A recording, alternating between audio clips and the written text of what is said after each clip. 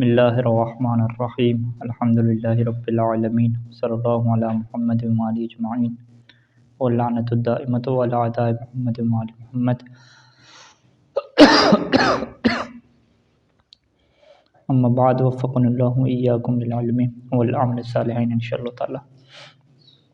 اچھا جی، 56 نمبر شعر ہے 56 اور اس سے پہلے ابن ناظم یہ لکھتے ہیں کہ ولما ذکر ضابط الضمیر المتصل مثلہ بقولہ، کہ جب مصنف نے ذکر کیا ضمیر متصل کا ضابطہ، ضمیر متصل کا قانون، یعنی ضمیر متصل کی پہچان، جسے ہم کیا کہتے ہیں، تعریف بالعلامت کہتے ہیں، کہ ضمیر متصل کی جی تعریف کریں، ٹھیک ہے جی، تو وہ تعریف کیا ہوگی، علامت کے ساتھ ہوگی، جیسے ضمیر کی تعریف کریں۔ تو ضمیر کی مصنف نے کیا تعریف کی تھی، خود ضمیر کی، اگر یہ آپ سے پوچھا جاتا ہے پیپر میں کہ ضمیر کی تعریف کریں، ٹھیک ہے، تو آپ وہی تعریف لکھیں گے، تعریف بالعلامت جو ناظم نے کی ہے، کہ اسماء میں سے جو اسم غیبت یا حضور کے لیے ہو اور در حالہ کہ وہ ہوا اور انت کی طرح ہو۔ اچھا، پھر یہ سوال آئے گا کبھی ضمیر متصل اور منفصل میں کیا فرق ہے، تو اس کا جو ہے وہ یہی تعریف رکھیں گے کہ ضمیر متصل کسے کہتے ہیں کہ ما لا یبتدأ بہ، جس کے ذریعے ابتدا نہ کی جائے، اور کیا ہے ولا یلی الا کے بعد نہ آئے، ٹھیک ہے، ولا یقع بعد الا اختیارا۔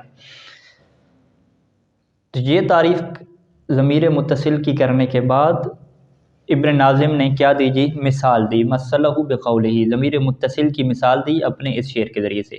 تو لہذا 56 نمبر جو شعر ہے اس کے اندر جو ہے وہ ضمیر متصل کی کیا مثالیں کیا موجود ہیں۔ کالیاء والکاف، کالیاء والکاف چونکہ یہ مثال ہے اور مثال کی ترکیب ایسی کرتے ہیں کہ ذالک موجود کالیاء والکاف یا ذالک مستقر کالیاء والکاف۔ اچھا جی، من ابنی اکرمکا، اچھا شعر پڑھ لیتے ہیں، کالیاء والکاف من ابنی اکرمکا والیاء والہاء من صلیح ما ملکا، ٹھیک ہے جی۔ من ابنی اکرمکا، یہ ایک پورا جملہ ہو گیا، ابنی کہ میرے بیٹے نے، اکرمکا تیرا احترام کیا۔ اسی طریقے سے جو اگلا ہے نا، من صلیح ما ملکا، یہ بھی کیا ہو گیا، جملہ ہو گیا۔ سل جو ہے یہ کیا ہے جی، فعل امر ہے، سأل یسألو سے سل کیا فعل امر بناتے ہیں، اور سل میں جب آپ مؤنث کا جو ہے وہ صیغہ بناتے ہیں، مؤنث حاضرہ کا، ٹھیک ہے، مؤنث مخاطبہ کا، تو اسے آپ کیا پڑھتے ہیں، سلی پڑھتے ہیں، ٹھیک ہے۔ تو سلی میں جو یا ہے، یہ یا کیا ہے، مخاطبہ کے لیے ہے نا، سلی ہے یعنی اس سے تو خاتون کو کہہ رہے ہیں کہ اے خاتون تم سوال کرو اس سے، ما اس چیز کے متعلق کہ ما مالک ہے، جس کا وہ کیا ہے، مالک ہے۔ تو ما مالک ہو یعنی ما کا جو ضمیر اس کی طرف پلٹنے والی عائد ہے وہ کیا یہاں پہ معذوف ہوگی۔ اچھا جی، یا اور کاف جو ہے وہ اس مثال سے، کون سی مثال، من ابنی اکرمکا۔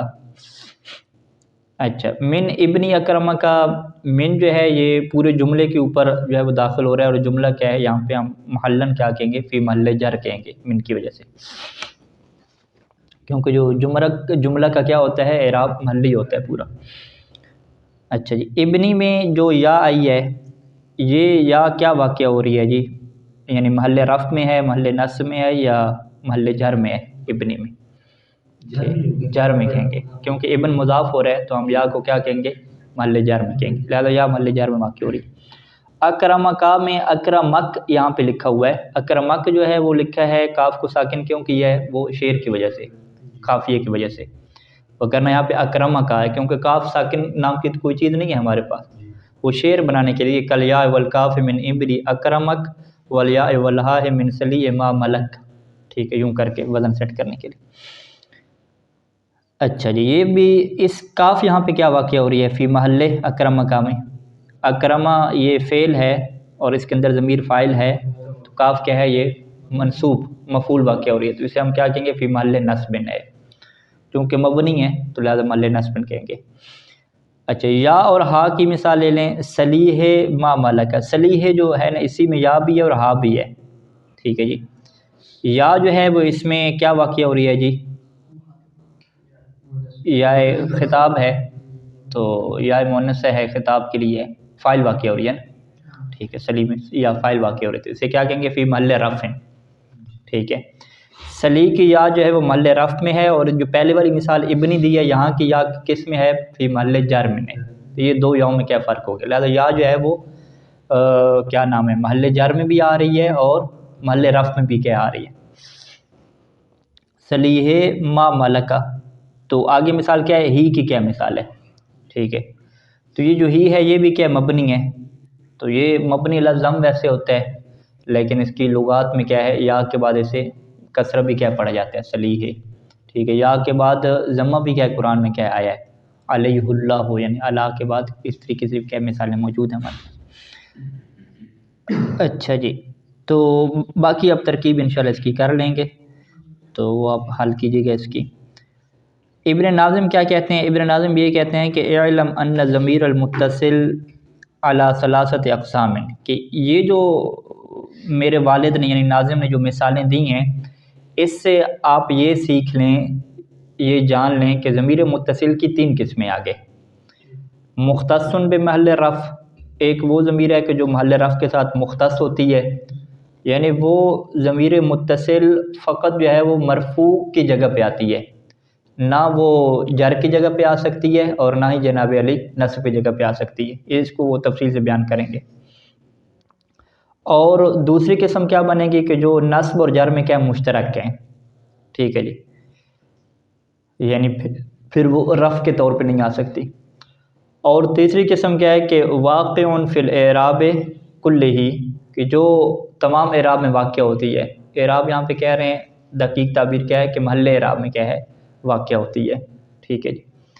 یعنی وہ جو ضمیر ہے وہ مرفوع، منصوب، مجرور، یعنی محل رفع، محل نصب اور محل جر تینوں میں کیا واقع ہو سکتی ہے، ٹھیک ہے. تو یہ تین ضمیر کی کیا قسمیں کی جاتی ہیں متصل کی. اچھا یہاں پہ بھی تفصیل بیان نہیں کرتے کیونکہ آگے کیا اس کی تفصیل آ رہی ہے، تو وہاں سے یہ پھر تین قسمیں دوبارہ ہم ایک دفعہ اس کو جو ہے وہ بالضبط لکھیں گے اور یاد کریں گے کہ یہ جو ہے وہ فقط رفع کے لیے ہے، یہ منصوب اور مجرور دونوں کے لیے شریک ہے، اور یہ کیا ہے سب کے لیے استعمال ہوتی ہے. اچھا اسی وجہ سے آگے ابن ناظم کیا کہ قد یفہم ھذا، کہ یہ جو تقسیم ہے اس کو سمجھا جا سکتا ہے. ضمیر متصل کی تین قسمیں ہیں، اس تقسیم کو سمجھا جائے گا من قول ہی، ناظم کے اس قول سے، ناظم کے اگلے جو ہے وہ اس شعر سے. اب وہ شعر کیا ہے 57، 58 اور یہ کیا نام 59 نمبر کا شعر ہے 350. وَكُلُّ مُضْمَرٍ لَهُ الْبِنَا يَجِبُ وَلَفْظُ مَا جُرَّ كَلَفْظِ مَا نُصِبْ لِلرَّفْعِ وَالنَّصْبِ وَجَرِّ نَاصَلَحْ كَاعْرِفْ بِنَا فَإِنَّنَا نِلَّ الْمِنَحْ وَأَلْفٌ وَالْوَاءُ وَالنُّونُ لِمَا غَابَ وَغَيْرِهِ كَامَ وَعْلَمَا. كُلُّ مُضْمَرٍ، ٹھیک ہے، واو مصنفہ، کل مضمر لہ البنا یجب، ٹھیک ہے. یجب کہ ہر مضمر کے لیے بنا کا ہونا کیا واجب ہے، ٹھیک ہے. اس شعر میں کیا بیان کیا کہ جتنے بھی ضمائر ہمارے پاس ہیں اسم ضمائر ہیں تو اسم، لیکن اسم ہونے کے باوجود ہم اسے کیا کہتے ہیں جی مبنی کہتے ہیں. اب یہاں پہ ان کا بیٹا جو ہے وہ ابن ناظم وہ شرح کرے گا، تو وہ شرح میں اسی نقطے کو جو ہے وہ اٹھائیں گے کہ جو شروع میں بیان کیا تھا کہ بھئی اسماء میں تو اصل کیا ہوتی ہے مرب ہونا ہوتی ہے، تو ضمائر بھی کیا ہیں اسم ہیں، تو یہ اسم کے ساتھ پھر مبنی کیوں ہوں گے، تو پھر وہاں پہ وہ شباہتوں کی کیا بحث چلے گی، کیونکہ جی اس کی حروف کے ساتھ شباہت ہو گئی ہے. اب وہ حروف کے ساتھ کون سی شباہت ہے، وہاں پہ شباہت وضعی بیان کی تھی، یہاں پہ کچھ اور شباہتیں بھی ذکر کریں گے ابن ناظم کہ ان شباہتوں کی وجہ سے ہم مضمر کو کیا کہتے ہیں جی مبنی کہتے ہیں. کل مضمر لہ البنا یجب کہ ہر مضمر کے لیے بنا واجب ہوتی ہے. تو کل مضمر لہ البنا یجب کی ترکیب کیسے ہوگی، ٹھیک ہے. کل مضمر کو آپ جو ہے وہ مبتدا جو ہے وہ بنائیں گے، آگے کیا ہے یجب لہ البنا، ٹھیک ہے. لہ البنا یجب کہا ہے تو یہاں پہ البنا کو فاعل مقدم تو نہیں کہہ سکتے نا، ٹھیک ہے. تو اسے کیا بنانا پڑے گا، ہمیں مبتدا ہی بنانا پڑے گا. تو کل مضمر بھی مبتدا، یہ بھی مبتدا، پھر اس طریقے سے کیا ہے یہ جسے ہم جملہ کبرا کہتے ہیں کہ جملے کے اندر کیا ہے ایک جملہ ہوتا ہے، ٹھیک ہے جی. یعنی البناء یجب لہو، اس کو سیدھا کیسے کریں گے، ٹھیک ہے. لہو جو ہے یہ رب کے لیے آ رہا ہے، کل مضمر لہ البناء یجب، یعنی کل مضمر یجب البناء لہو، ٹھیک ہے. سیدھی کی ترکیب ایسے ہو جائے گی، کل مضمر کے بعد کیا ہے یجب لگا دیں گے، یجب البناء لہو، لیکن اس میں بنا کو ہم یجب کیا فائل بنا رہے ہیں، لیکن اگر البنا کو ہمیں جو ہے وہ مبتدا ہی رکھنا ہے تو پھر اس کی تقدیر کیا ہے آپ اور طرح سے بنائیں گے، کل مضمرن، پھر آگے کے دوبارہ کیا کہیں گے اس کو بنا کو لے کریں گے، کل مضمرن البنا یجب لہو، یوں کر کے جار مجرور بالکل آخر پہ لے جائیں۔ ولفظ و ماجرہ کا لفظ مانصب، ولفظ و ماجرہ وہ لفظ کہ جسے جر دی جاتی ہے، ٹھیک ہے، ضمیر کو جر جو دی جاتی ہے، یہ پھر تعبیر کیا ہے، وہ غیر دقیق تعبیر ہے، کیونکہ ضمیر کو جر نہیں دی جاتی، وہ تو ہے ہی مبنی۔ تو یہاں پہ یعنی یہ آپ کو یاد رہنا چاہیے کہ جو قدیم نحوی ہیں وہ اس طرح کی چیزیں استعمال کرتے ہیں، وہ یہ بھی کہہ دیتے ہیں جی یہاں پہ ضمیر مجرور واقع ہو رہی ہے، تو ان کی وہ مراد کیا ہوتی ہے، محلی ہوتی ہے، ٹھیک ہے، ہاں۔ تو یہ جو بعد کے نحوی ہیں انہوں نے دقت کرنا شروع کی، فی محل جر کے کیا یہ لفظ استعمال کرتے ہیں۔ اچھا، خصوصاً یہ جو دقت ہے نا محل جر والی، یہ شعر میں کیا نہیں کی جاتی، کیونکہ شعر کے اندر کیا ہے کیپیسٹی تھوڑی ہوتی ہے، وزن بھی سیٹ کرنا ہوتا ہے، بات بھی پوری کرنی ہوتی ہے، تو وہاں وہ لفظ محل وغیرہ لکھنا شروع کر دیں تو مشکل ہوتی ہے۔ تو وہ لفظ ماجرہ یعنی جو ضمیر کے اندر جو لفظ استعمال ہوتے ہیں، یہ ماجرہ کا لفظ مانوسبہ، جس لفظ کو جر دی جاتی ہے کا لفظ مانوسبہ، وہ اسی لفظ کی طرح ہوتا ہے جسے نصب دی جاتی ہے۔ یعنی کیا مطلب کہ نصب میں آپ کو کوئی اور اعراب نہیں آیا، ٹھیک ہے، نصب کے اندر بھی وہی اس کا اعراب رہا جو جر میں رہا، تو یہ کس بات کی دلیل ہے جی کہ یہ جو ہے وہ مبنی ہے، ٹھیک ہے، کیونکہ لفظ و ماجرہ، جو ماجرہ لفظ ہے یعنی جس لفظ کو جر دی گئی ہے وہ آپ کو ایسے ہی نظر آئے گا جیسے کہ اس لفظ کو کیا دے دی گئی ہے، نصب دے دی گئی ہے، ٹھیک ہے جی۔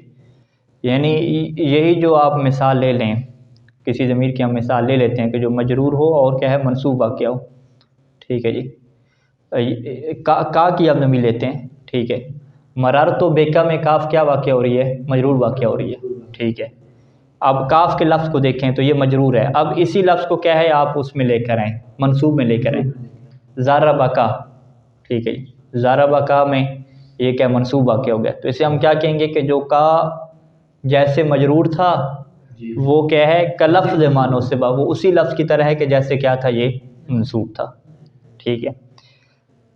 تو اس چیز کو جو ہے وہ کچھ لوگوں نے اسی طرح سے سمجھا جیسے ہم بیان کر رہے ہیں کہ بھئی ناظم نے کیا کہا کہ ہر ضمیر کیا ہوتی ہے، مبنی ہوتی ہے، اس کے بعد پھر کہا کہ جب مبنی ہوتی ہے تو اس میں آپ کو یہ بھی نظر آ جائے گا کہ جو مجرور ہوتی ہے وہ ویسی کیا ہے منصوب ہوتی ہے، کوئی فرق اس میں آپ کو نظر نہیں آتا۔ یعنی یہ انہوں نے کیا کیا کہ مرفوع کو اور جناب علی منصوب وغیرہ کو چھوڑ دیا، سیدھا ایک جو ہے وہ ایک مورد اٹھایا اس میں سے، یعنی یوں بھی کہہ سکتے کہ جو مرفوع ہوتی ہے وہ منصوب کی طرح ہوتی ہے، ٹھیک ہے، جو مرفوع ہوتی ہے وہ مجرور کی طرح ہوتی ہے، ٹھیک ہے، یوں انہوں نے نہیں کہا، بلکہ انہوں نے چند ایک مثالوں میں سے ایک مثال اٹھائی اور کہا کہ بھی انہی میں سے آپ دیکھ لیں جو مجرور واقع ہو رہی تھی وہ کیا منصوب کی طرح ہوتی ہے، ٹھیک ہے، لہٰذا انہوں نے کیا ہے ایک مثال ذکر کی، یعنی بطور مثال کے کیا یہ بات کی ہے، کوئی اس میں کلی قانون کہہ دینا مقصود نہیں ہے، ٹھیک ہے، یہ کچھ لوگوں نے کیا یہ سمجھا۔ لیکن جو ان کے بیٹے ہیں ابن ناظم وہ کہیں گے نہیں، یہاں پہ جو ہے وہ ناظم اور شیخ جو ہیں وہ کلی قانون دے رہے ہیں، وہ قانون کیا دے رہے ہیں کہ ضمائر میں سے آپ دیکھیں کہ جو بھی مجرور واقع ہوتا ہے وہی منصوب بھی واقع ہو، ٹھیک ہے، تو وہ ہمارے پاس کیا ہے فقط ایک لفظ ہے جو کہ کیا نا ہے، ٹھیک ہے، نا کے اندر جو ہے وہ یہ قانون ہمیں ملتا ہے کہ جب یہ مجرور واقع ہوتا ہے تو یہ منصوب بھی واقع ہوتا ہے، منصوب واقع ہوتا ہے تو مرفوع بھی واقع ہوتا ہے، نا ہے، اور نا کے علاوہ کوئی بھی آپ لے لیں، یعنی ایک لفظ نا آگے وہ بھی ذکر ہوگا، نا کے علاوہ جو ناظم ہے یہ کلی قانون بیان کر رہے ہیں۔ کلی قانون کیسے بیان ہوگا کہ جی ضمائر میں سے آپ دیکھیں کہ جو مجرور واقع ہو رہی ہے، جو مجرور واقع ہو رہی ہوگی پس وہی جو ہے وہ منصوب بھی کیا واقع ہوگی، یعنی اس سے ہم کیا کہتے ہیں کہ وہ ضمیر متصل جو فی محل جر واقع ہوتی ہوئی آپ کو نظر آئے گی، تو آپ آنکھیں بند کر کے یہ کہہ دیں کہ جب یہ مجرور واقع ہو رہی ہے تو یہی جو ہے وہ منصوب بھی کیا واقع ہو سکتی ہے، دونوں کے اعراب کیا رہے گا، ایک جیسا رہے گا۔ اچھا، آگے ابن ناظم کہیں گے کہ لا غیر، اس کے علاوہ قانون نہیں بن سکتا، ٹھیک ہے، قانون کی ابتدا کیا کہ وہ لفظ ماجرہ کا لفظ مانوسبہ، کہ جو مجرور واقعہ ہوگا وہی کیا ہے منصوب بھی ہوگا۔ اب آپ کہیں گے کہ مجرور کے علاوہ کو آپ لے لیں، مجرور کے علاوہ دو چیزیں بچتی ہیں نا، مرفوع اور منصوب۔ جو منصوب ہوگا وہ منصوب ہوگا، یہ تو آپ نہیں کہہ سکتے نا، جو منصوب ہے وہ منصوب ہے، یہ تو نہیں کہہ سکتے۔ پیچھے کیا رہے گا؟ مرفوع ہو گیا، یعنی غیر کیا بنے گا؟ اس کا غیر مرفوع ہوگا۔ یعنی آپ یوں قانون بنائیں کہ وہ لفظ معروفیہ، ٹھیک ہے، کہ لفظ مانوسبہ، کیا اس طریقے سے ہو سکتا ہے یا نہیں ہو سکتا؟ یعنی جو لفظ ضمیر میں سے آپ کو مرفوع ملے گا وہی آپ کو منصوب بھی ملے، ٹھیک ہے، ہر صورت میں قاعدہ قانون ایسا ہو، کہتے ہیں کہ یہ نہیں ہو سکتا، ٹھیک ہے جی۔ اب یہ نہیں ہو سکتا تو پھر اس کی کیا ہے، مثالیں ڈھونڈیں، تلاش کریں اور اس قانون کو کیا توڑیں، ٹھیک ہے۔ قانون سمجھ آ گیا آپ کے سامنے کہ آپ ضمائر میں سے دیکھیں گے کہ بھئی جو مجرور واقعہ ہو سکتے ہیں تو آپ کہیں گے کہ بھئی یہ جو ہے وہ منصوب بھی واقعہ ہو سکتا ہے، جیسے ابھی ہم نے آپ کو کا کی کیا مثال دی، ٹھیک ہے جی۔ یا نا کی مثال دیں بنا، ٹھیک ہے، مرر تو بنا، مرہ بنا، کہ وہ ہمارے پاس سے گزرا، لنا کہتے ہیں، منا اہل البیت کہتے ہیں، مجرور واقعہ ہو رہے نا، یہی نا جب مجرور واقع ہو رہے تو منصوب بھی واقع ہو سکتی ہے، اکرمنا، ضربنا، درسنا، ٹھیک ہے جی۔ انا نحن نزلنا، انا انزلنا، ٹھیک ہے، منصوب بھی واقع ہو رہی ہے۔ کوئی ایسی مثال لے کر آئیں کہ جو مجرور واقع نہ ہو رہی ہو، فقط کیا ہے وہ مرفوع واقع ہو سکتی ہو، مجرور واقع نہ ہو سکتی، کیونکہ نا تو اور کا، نا جو مثال ہے نا، یہ مرفوع بھی واقع ہو سکتی ہے نا، ضربنا میں جیسے کیا ہے مرفوع بھی واقع ہو سکتی ہے۔ کوئی ایسی ضمیر کی مثال لے کر آئیں کہ جو فقط مرفوع واقع ہوتی ہو، مجرور کی وہاں پہ بات نہ آتی ہو، ٹھیک ہے، مجرور واقع نہ ہو سکتی ہو، فقط مرفوع واقع ہوتی ہے، تو مرفوع سے آپ یہ نتیجہ نکالیں کہ جب مرفوع واقع ہو رہی ہے تو منصوب بھی واقع ہوگی۔ ایسی کوئی ضمیر ہے یا نہیں ہے ہمارے پاس؟ مثلاً جو ہے وہ ضربتو میں آپ آ جائیں، تو ضربتو کی جو تو ضمیر ہے جسے قمتو کہتے ہیں، تو ضمیر متصل ہے، تو جو ضمیر متصل ہے یہ مرفوع واقع ہوتی ہے، ٹھیک ہے، یہ مجرور آپ کی اس کی کوئی مثال نہیں ملے گی تو کی، ٹھیک ہے جی۔ قمتو کی کوئی مجرور کی مثال آپ کو نہیں ملے گی۔ اچھا، اب جب یہ مرفوع واقع ہو رہی ہے تو اب قانون کیا بنا ہے جی کہ ہر وہ ضمیر جو مرفوع ہوتی ہے وہ کیا واقع ہو جائے، منصوب بھی واقع ہوتی ہو، تو جب مرفوع واقع ہو رہی ہے تو منصوب بھی واقع ہو، کہتے ہیں یہ مثال بھی آپ کو کیا نہیں ملے گی، ٹھیک ہے۔ تو لہٰذا جو رفع کے ساتھ خاص ہو جائے گی، یعنی جر مجرور واقع نہیں ہوگی، تو پھر وہ جو ہے وہ منصوب بھی کیا واقعہ نہیں ہوگی۔ تو لہٰذا جو مجرور واقع ہوگی وہی منصوب واقع ہو سکتی ہے، جو مجرور واقع نہیں ہوگی فقط جو ہے وہ مرفوع واقع ہوگی تو وہ منصوب واقعہ نہیں ہو سکتی۔ تو لہٰذا ابن ناظم نے جو ہے وہ اس راز کو کھولا کہ میرے والد نے کوئی ایک مثال اٹھا کے نہیں دے دی، بلکہ انہوں نے کیا ہے آپ کو ایک قانون دیا ہے، اور ان قانون کو آپ نہیں توڑ سکتے۔ آپ کوئی ایسی مثال لے کر آئیں ایسی ضمیر کی کہ جو مجرور واقع نہ ہوتی ہو، فقط مرفوع واقع ہوتی ہو، اور پھر آپ یہ قانون اپلائی کریں کہ جب وہ مرفوع واقع ہو رہی ہے تو منصوب بھی واقع ہوگی، ایسا نہیں ہوگا۔ ہمیشہ منصوب وہی واقع ہو سکے گی کہ جو مجرور بھی واقع ہوگی۔ تو لہٰذا یہاں پہ شعر اسی وجہ سے لکھا، ٹھیک ہے، شعر کیا لکھا کہ وہ لفظ ما جرا، کہ جو لفظ مجرور واقع ہوگا جس کو جر دی جائے گی وہ اسی لفظ کی طرح ہو سکتا ہے جسے منصوب کی جائے گی، لیکن جس کو جر دینا ممکن نہیں ہے، ٹھیک ہے، تو وہ پھر اس کو نصب دینا بھی کیا ممکن نہیں ہے۔ جس کو جر دینا ممکن نہیں ہے کیا مطلب، پھر کیا دینا ممکن ہے، یعنی رفع دینا ممکن ہے، کیونکہ نصب دیں گے تو وہ تو منصوب ہی ہو گیا نا۔ تو جس کو رفع دینا ممکن ہے وہ جو ہے وہ منصوب واقع ہو، ایسا نہیں ہو سکتا۔ جب رفع دینا ممکن ہے تو صاحب دیکھیں گے جر ممکن ہے یا ممکن نہیں ہے، اگر جر ممکن ہوگی، جر جیسے ممکن ہوگی تو در نصب بھی کیا ہو جائے گی، ممکن ہو جائے گی۔ تو لہٰذا ہمارے پاس کوئی ایسی ضمیر نہیں ہے کہ جس سے آپ کہتے ہیں کہ مجرور تو واقع ہو لیکن منصوب کیا ہے واقعہ نہ ہو۔ اسی وجہ سے وہ بیان کرتے ہیں کہ وہ ضمیر جو فقط مرفوع کے ساتھ خاص ہے، ٹھیک ہے، وہ ہمارے پاس کیا ہے جب مجرور واقع نہیں ہوتی تو وہ منصوب بھی واقع نہیں ہوتی، تو اسے کیا کہتے ہیں کہ یہ ضمیر وہ ہے جو مرفوع کے ساتھ فقط خاص ہے۔ وہ کون سی ہے؟ فقط ایک ہی شمار کرتے ہیں، یعنی ضمیر متصل کی تین اقسام ہے۔ پہلی قسم کیا ہے جو محل رفع کے ساتھ خاص ہے، وہی ضربتو کی جو ضمیر ہے، ضربتو کی ضمیر فقط محل رفع کے ساتھ خاص ہے۔ یہ جو الف اور واو ہے یضربان اور یضربون میں الف اور واو یہ مرفوع واقع ہو رہی ہے، تو کیا اب یہ مرفوع واقع ہو رہی ہے تو کیا منصوب واقع ہو سکتی ہے؟ جی منصوب واقع اضربا، اضربا میں فاعل واقع ہو جائے گی.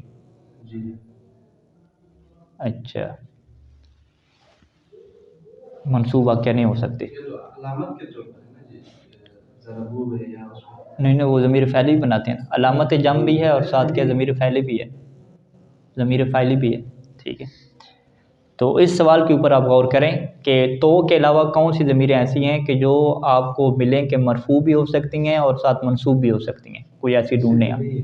ٹھیک ہے، ایسا نہیں ہے، پکی بات ہے. جی تلاش کریں انشاءاللہ، دیکھتے ہیں پھر. اچھا جی، یہ جو ہے وہ پہلا شعر ہو گیا 57 نمبر. اسی کے ہم نیچے جو ہے وہ شرح پڑھ لیتے ہیں، پھر ہم اگلے شعر کی طرف پھر ہم منتقل ہوں گے. کہتے ہیں کہ یہ جو پہلا شعر ہے کہ کل مضمر لہ البنا، یا جب کہ ہر مضمر کے لیے کیا ہے، بنا کا ہونا ضروری ہے. ہر ضمیر کیا ہوتا ہے، مبنی ہوتی ہے. اب ابن ناظم جو ہے وہ اس کی وجہ بیان کریں گے کہ ہر ضمیر مبنی کیوں ہوتی ہے. جی ہر ضمیر کے لیے مبنی ہونا کیوں واجب ہے؟ المضمرات کلھا مبنیۃ، ضمیریں جتنے بھی ہیں سب کی سب مبنی ہیں. پہلی وجہ لشابہھا بالحروف فی المعنی، کیونکہ یہ حروف کے مشابہ ہیں معنی میں. اچھا یہ ابن ناظم کو آپ شروع میں پڑھیں گے، بالکل شروع کی جو بحثیں ہیں. ٹھیک ہے، وہاں پہ مصنف نے ضمیر کے مبنی ہونے کی وجہ یہ والی بیان نہیں کی تھی. ٹھیک ہے، مصنف نے یا ناظم نے یا ابن ناظم نے، انہوں نے کہا تھا کہ ضمیر اس وجہ سے مبنی ہے کیونکہ اس کی حروف کے ساتھ شباہت ہے، لیکن شباہت معنوی نہیں وہاں پہ کی تھی، وہاں پہ شباہت وضعی کی بات کی تھی. ٹھیک ہے، شباہت وضعی. شباہت وضعی کیا مطلب کہ تو بھی ایک حرف کے اوپر مشتمل ہے، اور حرف بھی کیا ہوتا ہے، ایک یا دو حرف کے اوپر مشتمل ہوتا ہے، لہٰذا وضع کے اعتبار سے کیا ہے، اس کے مشابہ ہو گئے، شباہت وضعی. ٹھیک ہے جی، آج اس میں اضافہ کر رہے ہیں کہ شباہت وضعی کے ساتھ ساتھ اس کے اندر شباہت معنوی پائی جاتی ہے. ٹھیک ہے، شباہت معنوی کے اندر یہ بحث ہوتی ہے کہ بھئی شباہت معنوی کیا مطلب ہے، ان حروف کے ساتھ شباہت ہو، حروف کے معنی کے ساتھ ہو. تو وہاں پہ ہم نے کیا کہا تھا کہ بھئی معنی دو طرح کے ہوتے ہیں، ایک معنی الحروف ہوتے ہیں، ایک معنی الاسماء ہوتے ہیں. تو اسماء کے معنی کا کیا مطلب ہوتا ہے، مستقل، اور حروف کے معنی کا کیا مطلب ہوتا ہے، غیر مستقل، کہ جو اپنا معنی ادا کرنے میں کیا ہے دوسرے کے محتاج رہتے ہیں. ٹھیک ہے، تو یہاں پہ کیا آپ کہہ رہے ہیں کہ لشابہھا بالحروف فی المعنی، کہ یہ معنی میں جو ہے وہ حروف کے مشابہ ہیں، یعنی ان کا جو معنی ہے، ضمائر کا جو معنی ہے وہ مستقل نہیں ہوتا. ٹھیک ہے، اس کی وجہ کیا ہے کہ لأن کل مضمر متضمن معنی التکلم، کیونکہ جو ہر ضمیر جو ہوتی ہے، مضمر جو ہوتی ہے، وہ تکلم، خطاب اور غیبت کے معنی کو شامل ہوتی ہے. تکلم گفتگو کرنا، خطاب اور غیبت، اس کو متکلم، مخاطب اور غیبت کو مشتمل ہوتی ہے. وَهُوَ مِن مَعَانِيِ الْحُرُوفِ، اور یہ تکلم، خطاب اور غیبت ہے، یہ معنی حروف میں ہے. یعنی تکلم فقط آپ کو ایک اسم سے ثابت نہیں ہوگا، باقاعدہ اس کے اندر آپ کو فاعل چاہیے ہوگا. ٹھیک ہے، تب وہ متکلم بنے گا. فقط ایک اسم لیں ہیں بغیر فاعل کے، اس سے نہیں ہوتا، لہٰذا اس کو فاعل کی ضرورت پڑتی ہے. اور اگر مخاطب ہے تو باقاعدہ مفعول کی ضرورت بھی پڑے گی. ٹھیک ہے، پورے جملے کی کیا ضرورت پڑے گی، واضح ہے. غیبت میں بھی کیا اسی طریقے سے. تو متکلم غیبت اور خطاب میں پورا آپ جملہ بولیں گے، ٹھیک ہے، تب جا کے جو ہے وہ متکلم کا معنی ادا ہوگا، مخاطب کا معنی کیا ادا ہوگا. وگرنہ بغیر جملے کے فقط ایک اسم کے اور کہیں کہ یہ متکلم بن گیا ہے، وہ ادا نہیں ہوگا. اگر انا کو ہم متکلم کہہ رہے ہیں کہ انا متکلم کے لیے، تو یہ متکلم کب بنے گی، جب جملے میں استعمال ہوگی. وگرنہ تکلم کا کیا معنی بھائی، تکلم کہاں، تکلم ہوتے ہی جب ہے گفتگو انسان کرے. خطاب کیسے ہوتا ہے، غیبت کی بات کب ہوتی ہے کہ وہ بندہ غیب ہے، جب اس کے بارے میں خبر دی جائے گی. ایسے معنی تو ادا نہیں ہوتا. ٹھیک ہے جی، آپ کہیں میں متکلم ہوں اور کچھ بولیں بھی نہیں، ٹھیک ہے جی، تو یہ تو نہیں ہو سکتا. تو اس وجہ سے کہتے ہیں معنی الحروف میں سے ہیں. مدلول علیہ بالیاء ونا والکاف والہا، مدلول علیہ ان معنی حروف کے اوپر دلالت ہوتی ہے یا کے ذریعے سے، نا کے ذریعے سے، کاف کے ذریعے سے اور ہا کے ذریعے سے، حروفاً بطور حروف کے. ٹھیک ہے، مدلول علیہ حروفاً یعنی حرف کے طور پہ ان معنی کے اوپر کیا ہوتی ہے، دلالت ہوتی ہے. یعنی حرف جو ہے وہ یہی تکلم، خطاب اور غیبت والا معنی دیتے ہیں. حرف، اسم کی بات نہیں ہو رہی، حرف کی بات ہو رہی ہے. کہاں پہ، ایایا، ایانا، ایاکا اور ایاہو میں. ٹھیک ہے، یہ ضمائر کون سے ہیں، ضمائر منصوب کہتے ہیں نا. ضمیر منصوب منفصل ایسی ہے، منفصل ہے نا یہ۔ اس میں کیا ہے، ایک بحث ہے، وہ بحث کیا ہے کہ یا میں ضمیر کیا ہے، ٹھیک ہے۔ سیبویہ کا جو نظریہ ہے وہ یہی نظریہ ہے کہ ایہ جو ہے وہ اس میں ضمیر ہے، ایہ ضمیر ہے، یا ضمیر نہیں ہے۔ پھر یا کیا ہے، وہ کہتے ہیں یا ایک حرف ہے۔ یا حرف آپ کیوں لے کر آئے ہیں؟ کہتے ہیں یا حرف اس وجہ سے لے کر آئے ہیں تاکہ یہ تکلم کو کیا بیان کرے، متکلم کو بیان کرے۔ یا للتکلم ہے یہاں پہ، یا للمتکلم ہے، یعنی یا حرف ہے اور اسی حرف کا معنی کیا ہے، تکلم کا ہے، متکلم کا معنی اسی یا کا ہے۔ اچھا ایہ نہ بھی وہ ایسے کہتے ہیں، وہ کہتے ہیں ایہ ضمیر ہے اور نہ اس کے ساتھ حرف کیا ملا ہے، ٹھیک ہے، سابقہ کیا اس کا لگایا، نہ لگایا، اور نہ یہاں پہ حرف ہے، اور اس حرف کا معنی کیا ہے جی، یہ بھی متکلم کا معنی ہے اس کا بھی، ٹھیک ہے۔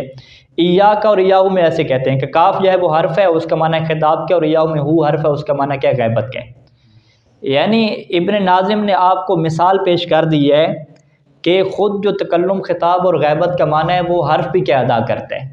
ابھی تو ہم ضمیر کی بات کر رہے تھے نا، انت ہوا کم، تو یہ اسم کی ہم بات کر رہے تھے نا، تو انہوں نے کیا ہے، آپ کو میں اسم سے ہٹ کے ایک حرف دکھاتا ہوں، حرف کے اندر بھی یہی معنی کیا موجود ہے، ٹھیک ہے۔ اچھا حرف کے اندر یہ معنی موجود ہے تو پھر کیا ہو گیا، تو حرف کے اندر تو یہ سب لوگ کہتے ہیں کہ حرف کے معنی کیا ہوتے ہیں، غیر مستقل ہوتے ہیں، تو لہٰذا جب حرف تکلم، خطاب اور غیبت والا معنی ادا کر رہا ہے تو ثابت کیا ہوتا ہے کہ پس غیبت، خطاب اور تکلم معنی کیا ہیں، غیر مستقل ہیں۔ اگر یہ مستقل معنی ہوتے تو ہمیشہ ان کو کون ادا کرتا ہے، اسم ادا کرتا، ٹھیک ہے۔ مستقل معنی کو حروف کیا ادا نہیں کر سکتے، جبکہ یہ ان معنی کو کس نے ادا کیا جی، حرف نے ادا کیا ہے۔ ہم بھی حرف جو ہے وہ متکلم کو کیسے بیان کرے گا، حرف خطاب کے لیے ہو، حرف غیبت کے لیے ہو، یہ کیسے؟ وہ کہتے ہیں یہ تو موجود ہے، ٹھیک ہے جی۔ ایک حرف خطاب آپ نے پڑھا ہوگا اشارہ میں، ذالکہ میں، وہ حرف خطاب آپ پڑھتے ہیں نا، ٹھیک ہے، وہ تو چلیں خطاب کے لیے ہو گیا، باقی غیبت کے لیے، متکلم کے لیے کہاں پہ ہے، وہ یہاں پہ ایہ میں ہے، ٹھیک ہے۔ لیکن یہ نظریہ جو ہے وہ اختلافی ہے نحویوں کے درمیان۔ کچھ نحو کا کیا نظریہ ہے کہ یا میں پوری جو یا ہے نا، یہ پوری کیا ضمیر ہے، اس میں آپ کیا اس کو الگ نہ کریں، ٹھیک ہے۔ یا پوری ضمیر مل کے کیا ہے، یہ اسم کیا ہے، اس میں ضمیر ہے، ٹھیک ہے۔ لہٰذا اسم کے آپ کیا دو پارٹ کیا ہے آپ نہ بنائیں یہاں پہ، ٹھیک ہے۔